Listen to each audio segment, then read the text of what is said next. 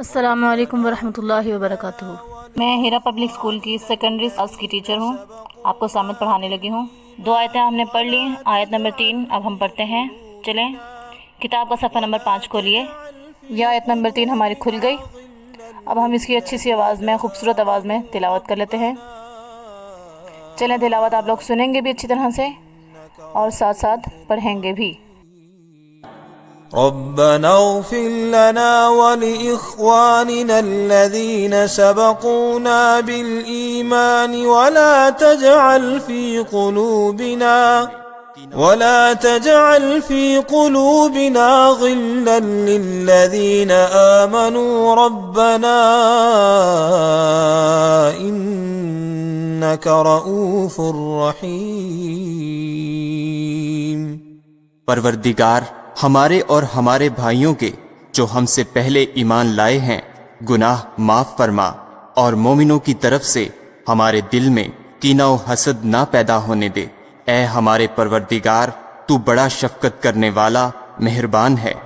سورۃ الحشر آیت نمبر 10۔ بچوں آپ نے اچھی طرح سے آیت اور اس کا ترجمہ سن لیا۔ اب میں آپ کو اس کا لفظی ترجمہ پڑھاتی ہوں تاکہ آپ کو اس کے ایک ایک لفظ کا مطلب سمجھ آ جائے۔ ربنا اے ہمارے رب، اغفر لنا ہمیں بخش دے، ولی اور ہمارے بھائیوں کو، الذین سبقونا جو ہم سے پہلے گزر گئے، بالایمانی ایمان والے یعنی ہمارے مومن بھائیوں کو بھی بخش دے، ولا تجعل اور نہ تو بنا، فی قلوبنا ہمارے دلوں میں، غلن کوئی کینہ کوئی حسد، للذین ان لوگوں کے لیے، آمنو جو ایمان لائے، ربنا اے ہمارے رب، انکا بے شک تو، رؤوف الرحیم شفقت کرنے والا مہربان ہے۔ آپ نے اس کا لفظی ترجمہ اور بامحاورہ ترجمہ دونوں اچھی طرح سے سن لیا ہے۔ اب آپ اس آیت کو اچھی طرح سے خوشخط انداز میں کاپی میں لکھیں گے، اس کا ترجمہ لکھیں گے اور اس کو اچھی طرح سے یاد کریں گے۔ اب میں آپ کو اس آیت کا وجہ بتاتی ہوں کہ یہ آیت قرآن مجید میں کس موقع پر نازل فرمائی گئی۔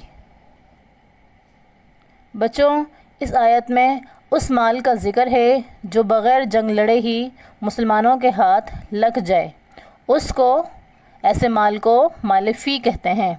اور دوسرا وہ مال ہوتا ہے جو ہم جنگ لڑ کر کفار سے جیتتے ہیں، یعنی کفار ہم سے لڑائی کر کے میدان میں کچھ اسلحہ وغیرہ یا جو بھی چیز چھوڑ کر چلے جائیں اور وہ مسلمانوں کے ہاتھ لگ جائے، اس کو مال غنیمت کہا جاتا ہے۔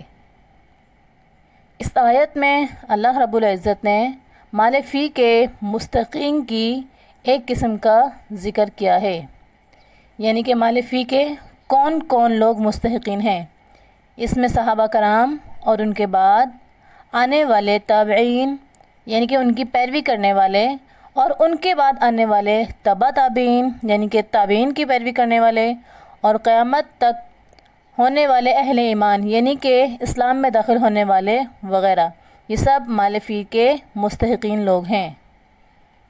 لیکن شرط یہی ہے کہ وہ انصار مہاجرین کو ماننے والے ہوں، ان کے حق میں دعائے خیر کرنے والے ہوں، نہ کہ ان کے لیے اپنے دل میں کوئی دشمنی رکھنے والے ہوں۔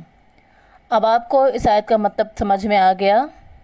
اس آیت سے بیٹا ہمیں یہ سبق ملتا ہے کہ ہم اپنی تمام امت مسلمہ کو اپنی دعاؤں میں یاد رکھیں، جو ہم لوگ اس وقت موجود ہیں اور ہم سے پہلے تمام لوگ جو گزر چکے ہیں، اور اس وقت موجود ہمارے ماں باپ، ہمارے بہن بھائی، ہمارے عزیز رشتہ دار، یہ سب کو ہم نے اپنی دعاؤں میں شامل رکھنا ہے اور ان کے حق میں دعائیں خیر ہمیں کرتی رہنی چاہیے۔ امید کرتی ہوں کہ آپ کو اس آیت کا مطلب اچھی طرح سے سمجھ آ گیا ہوگا۔ اب آپ لوگ اس آیت کو یاد کریں، اچھی طرح سے کاپی ورک کریں، اس کا فیئر کاپی میں نیٹ اینڈ کلین۔